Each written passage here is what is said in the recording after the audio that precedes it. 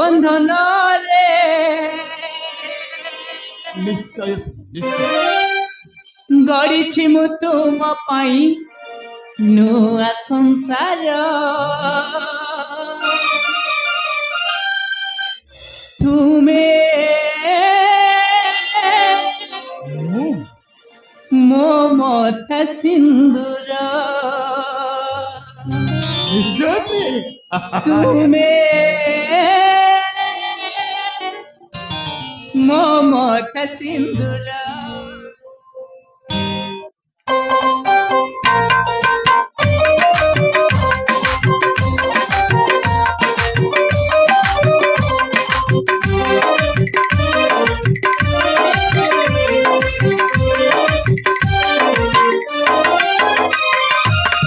तुम्हारी स्नेह रे बाबा बंधन रे तुम्हारी स्नेह रे बाबा बंधन रे गढ़ी मु तुम पाई नुआ संसार तुम्हें मो मत सिंदूर तुम्हें मो मत सिंदूर केते सने गढ़ी दुनिया भांगी तो नचाओ मत पड़िया पानी रचिता सात जन्म तुम्हें मत सिंदूर तुम्हें मत सिंदूर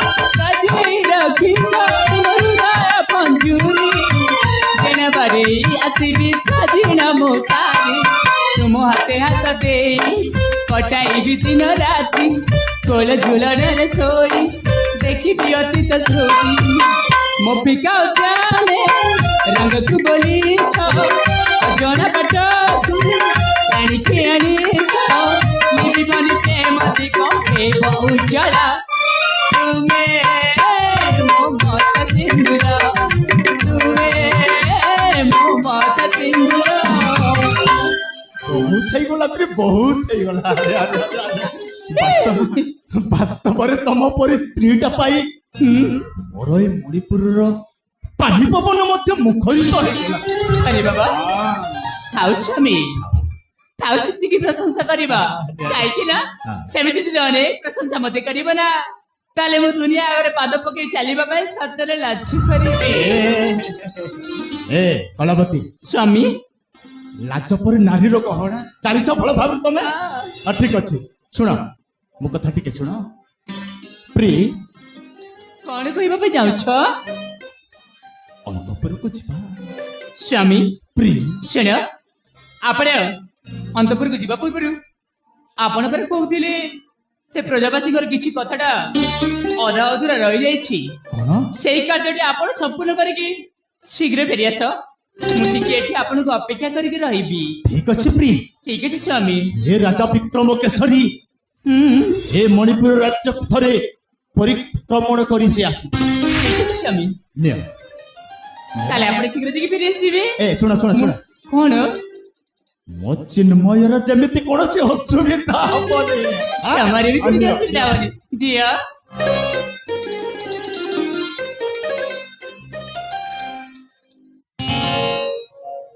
सापान तू मोर जीवन तू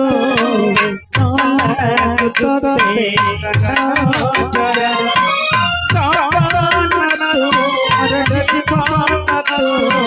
तू मोर जीवन तू मोर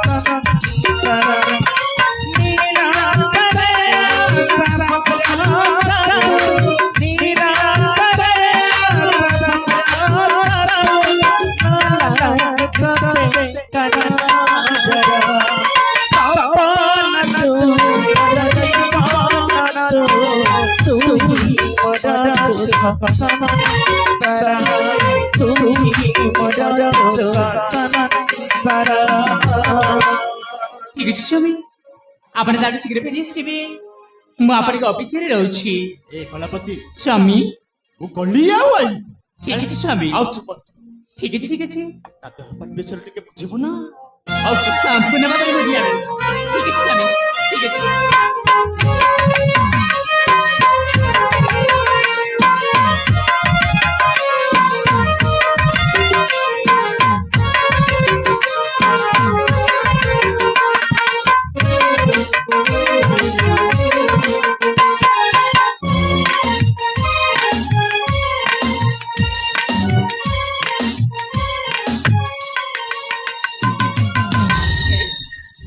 ମୁଁ ସ୍ୱାମୀ ଯାଇଛନ୍ତି ସେ ପ୍ରଜାବାସୀଙ୍କ ମଙ୍ଗଳ କାମନା କରିବା ନିମନ୍ତେ ବୁଲାବୁଲି କରିକି ଚାଲି ଆସିବେ କିନ୍ତୁ ମୋ ପିତାଙ୍କର ଅନେକ ଦିନ ହେଲାଣି ଏ ଝିଅର କିଛି ବି କଥା ମନେ ପଡୁନି ମତେ ତାଙ୍କର କଣ ଯେ କହିବି ଦିନ ଉପରେ ଦିନ ବିତି ଯାଉଛି ସମୟ ଉପରେ ସମୟ ବିତି ଯାଉଛି ସତ କିନ୍ତୁ ତାଙ୍କର ଆସିବାର ବାଟ କେବେ ବି ଦେଖାଯାଉନି କଣ ଯେ କହିବି ଏତେ ଶୀଘ୍ର ନିଜ ଜନ୍ମିତ କଲେ ଝିଅଟିକୁ ଭୁଲିଗଲେ ପାଶରି ଗଲେ ନାଇଁ ନାଇଁ ନାଇଁ ତାଙ୍କ କଥା ମନେ ପକେଇବା ମୋ ପାଇଁ ଠିକ ହଉନି ଏଇ ସମୟରେ ମୋ ସ୍ୱାମୀ ପରେ ଯାଇଛନ୍ତି ସେ ନିଶ୍ଚୟ ଅତି ଶୀଘ୍ର ଫେରି ଆସିବେ ତାହେଲେ ତାଙ୍କ ଆସିବା ପଥକୁ ମୁଁ ଏଠି କିଛି ସମୟ ଅପେକ୍ଷା କରେ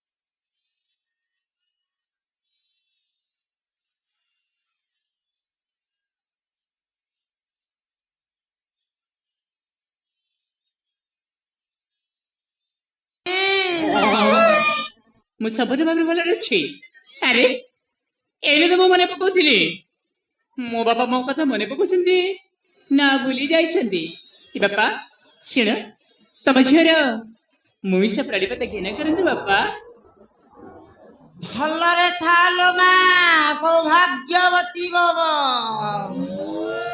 ଆଲୋ ମା କଲାବତୀ ହଁ ବାପା ଏ ମା କୋଳରେ କଣଟା ଧରିଛୁ କି ବାପା ହଲୋ ଆରେ ଆପଣ ଜାଣିନାହାନ୍ତି ବୋଧେ ଏ ହଉଛି ପରା ମୋ ପୁଅ ଆଠୁ କଣ ହେଲା ଆଲୋ ମା କଲାବତୀ ବାପା ତ ନିଜ ପୁଅକୁ ଛାଡି ଦେଇକି ତୁ ପରାପର ପୁଅକୁ ତ ନିଜର କରୁଛୁ ବାପା ଆରେ ତୁମର ମତିପତି ଭ୍ରମ ହେଇଯାଇଛି ବୋଧେ ସେଇଥିପାଇଁ ଏମିତି ସବୁ କହିଯାଉଛ ଏ ହଉଛି ମୋ ପୁଅ ନାଇଲୋ ମା କଲାବତୀ ସେଇଟା ତୋର ପୁଅ ନୁହେଁ ତାହେଲେ ଏ କାହାର ପୁଅ ଶୁଣିବାକୁ ଚାହୁଁଛୁ ଆପଣ ଯଦି ଜାଣିଛନ୍ତି ତଥାପି ମତେ ବିଶ୍ୱାସ ହେଉନି ଏ ପରା ମୋ ପୁଅ ତାହେଲେ ଶୁଣି ଚାଲ ମା କଲାବତୀ କଣ ଶୁଣେଇବ ମା କଲାବତୀ ମୋ ବାପା ଲୋ କଲାବତୀ ବୁଦ୍ଧି କି ହେଲା ତୋର ମତି ମା କଲାବତୀ ଲୋ କଲାବତୀ ବୁଦ୍ଧି କି ହେଲା ତୋର ମତି ଲୋ କଲାବତୀ ବୁଦ୍ଧି କି ହେଲା ତୋର ମତି ତୋର ପୁଅକୁ ନିଜର କହୁଅଛୁ ତୁହି ଏଠି ତୋର ପୁଅକୁ କହୁଛୁ ନିଜ ପୁଅ ଏଠି ତୁହି କଲାବତୀ तो पुआ को के उठी पिंगिलु लो कलावती तो पुआ को के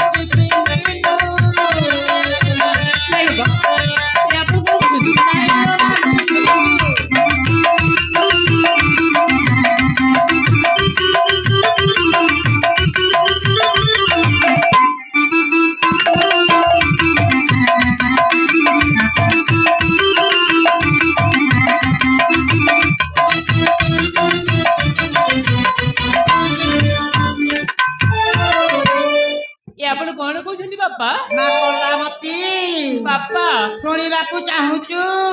ହଁ ବାପା ଯେତେବେଳେ ମାଲୋ ତୁ ତୋ ଛୁଆକୁ ଧରିକି ଆସୁଥିଲୁ ଏ ରାଜ୍ୟର ଲୋକମାନେ ହୁଁ, ତତେ ପରା ମାଡ଼ ମାରି ବିତାଡ଼ିତ କରିଦେଇଥିଲେ। ଏ ମା କଲାବତୀ, ମା କଲାବତୀ, ବାପା ତୁ କଣ ଏବେ ରାଜରାଣୀ ହେଇଗଲୁ? ସବୁ କଥାଟା ଭୁଲିଗଲୁ? ନାଇଁ ବାପା, ମୁଁ ରାଜ୍ୟର ରାଣୀ ହେଇଛି ସତ, କିନ୍ତୁ ରାଜ୍ୟର ରାଣୀ ହେଇଛି କାହିଁକି ଜାଣିଛ? ମୁଁ ନିଜ ଜୀବନକୁ ବଞ୍ଚେଇବା ପାଇଁ ଆଉ ମୋ ଏ ସୁପୁତ୍ରକୁ ମୋ ପାଖରେ ସବୁଦିନ ପାଇଁ ଗେଲ ବସର କରି ବଢେଇବା ପାଇଁ। ଆଇଲୋ ମା କଲାବତୀ, କଣ କହୁଛନ୍ତି ବାପା? ମୁଁ ଯାହା କହୁଛି ସତ କହୁଛି। ତାହେଲେ ମୋ ପୁଅ ଗଲା କୁଆଡେ? ମା କଲାବତୀ, ବାପା ସେଦିନ ପରା ତୋ ପୁଅକୁ ସେ ରାଜ୍ୟର ଲୋକ ମାରି ମାରି ବିତାଡ଼ିତ କରିଦେଇଥିଲେ ତୋ ସହିତ।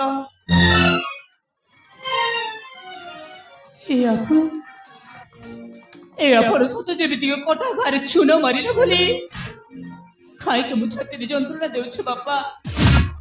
କାହିଁକି ମୋତେ କିଲିବିଲି କରିବା ପାଇଁ ତ ମାରି ଚାଲି ଆସିଛ? ଆଲୋ ଏ ମା କଲାବତୀ, ବାପା ତୁ ପରା ମୋ ନିଜ ଝିଅ, ମୁଁ କଣ ତତେ ମିଛ କହିବି? ଆଲୋ ମା କଲାବତୀ, ବାପା ତୁ ଯଦି ଆଉ କାହା ଝିଅ ହୋଇଥାନ୍ତୁ ତାହେଲେ ତତେ ମୁଁ ଲୁଚେଇ ବି ଦେଇଥାନ୍ତି। ମୁଁ ପରା ତ ନିଜ ବାପା, ତୁ ପରା ମୋ ନିଜ ଝିଅ। ମା କଳାବତୀ, ବାପା କେମିତି ତତେ ବା ମିଛ କହିବି? ତାହେଲେ ୟାକୁ ସିନା ମୋ ପୁତ୍ର ହିସାବରେ ଗିଳ ବସର କରି ବଢେଇ ଆସିଛି, ମୋ ପୁତ୍ର କୁଆଡେ ଗଲା ତ ମୁଁ ଜାଣିପାରୁନି ବାପା। ନା, ତାହେଲେ ମୁଁ କେମିତି ମୋ ପୁଅକୁ ପାଇବି ଆଉ କେମିତି ମୋ ଦିନ ଉପରେ ଦିନ କାଳାତିପାତ କରିପାରିବି ବାପା? କେମିତି ମୋ ଜୀବନ ବଞ୍ଚେଇବି ମୁଁ? ମାଲୋ କଳାବତୀ, ବାପା ତତେ ରାଜ୍ୟରେ ହିଁ ରହିକି ତୋ ପୁଅକୁ ଖୋଜିବାକୁ ପଡିବ ଲୋ ମା କଳାବତୀ। ମୁଁ କେମିତି ରାଜ୍ୟରେ ମୋ ପୁଅକୁ ପରି ପାଇବି? ହଁ ଲୋ, ମୋ ପୁଅ ତ ଖୋଳ ଛୁଆଟିଏ, ସେ କୋଉଠି ବଞ୍ଚୁଛି କୋଉଠି ଜିଉଛି କଣ ଖାଇକି ରହୁଛି ମୁଁ ଆଜି ସେ କିଛି ବି ଜାଣିନି। ମୋ ପୁତ୍ର ଗଳା କୁଆଡେ କିଛି ବି ଜାଣିନି ବାପା। କେମିତି ଉପାୟରେ ମୁଁ ରାଜ୍ୟରେ ବଞ୍ଚି ରହିବି? ମାଲୋ ତୁ ମନ ଦୁଃଖ କର ନା ଲୋ ମା। ତାହେଲେ କଣ କରିବି? তো ଏ ବୁଢା ବାପ ଥିବା ପର୍ଯ୍ୟନ୍ତ ମୋ ଝିଅ କଳାବତୀର କିଛି ହେବାକୁ ଦେବିନି। ମାଲୋ ବାପା ଏ ମା କଳାବତୀ, ବାପା ତୁ ଯେଉଁ ପୁଅକୁ ତୋ କାଖରେ ଧରିଛୁ ହଁ ବାପା, ତୁ ତାକୁ ବହିଷ୍କାର କରିବାକୁ ପଡିବ। ଏ କଣ ଛଡ କେମିତି ମୁଁ ବହିଷ୍କାର କରିପାରିବି ବାପା? ଆଉ କଣ କରିବୁ ରେ ମା? ତୁ କଣ ପର ପୁଅକୁ ଧରିକି ତୁ ଏମିତି ଥାଇ ଥାଇ ହେବୁ? ତୋ ନିଜ ପୁଅ କଣ କାଙ୍ଗାଳ ପରି ବଞ୍ଚିବ? ତୁ କଣ ସେମିତି ଚାହୁଁଛୁ? ନାଇଁ ବାପା, ମୁଁ କେବେ ବି ସେମିତି ଚାହୁଁନି। ମୁଁ ମୋ ପୁତ୍ରକୁ ସେମିତି ବି ଖୋଜିବାକୁ ପଡିବ, ସେମିତି ହଉ ମୁଁ ମୋ ପୁଅକୁ ଫେରି ପାଇବାକୁ ପଡିବ। ହଁ ଲୋ ମା, ମାଲୋ ବାପା ତୋ ଘରକୁ ମୁଁ ଗୋଟେ ଉଦ୍ଦେଶ୍ୟ ନେଇକି ଆସିଥିଲି। କି ଉଦ୍ଦେଶ୍ୟ ନେଇକି ଆସିଛନ୍ତି ବାପା? ହେଲେ କଣ ଛୁଆକୁ ଦେଖିକି ମୋ ମନ ଆଉ ବଲୁନି ଲୋ ମା। କଣ ମନ ବୋଲୁନି ବାପା? ଦେଖ ଲୋ ମା, ଏବେ ତୋ ରାସ୍ତା ତୋ ଆଡରେ। ମୁଁ ତ ବାପା ହିସାବରେ ଯାହା କହିଛି। ମା କଳାବତୀ, ବାପା ଏଥର ମୁଁ ଆସୁଲି। ଦେଖ ଲୋ ମା। ଠିକ ଅଛି ବାପା, ଆପଣ ତାହେଲେ ଆସିପାରନ୍ତି। ଦେଖ ଲୋ ମା, ଏ ରାଜ୍ୟରେ ସତର୍କ ହୋଇକି ରହିବୁ। ହଁ ବାପା, ମୁଁ ତାହେଲେ ଆସୁଛି। ଠିକ ଅଛି ବାପା।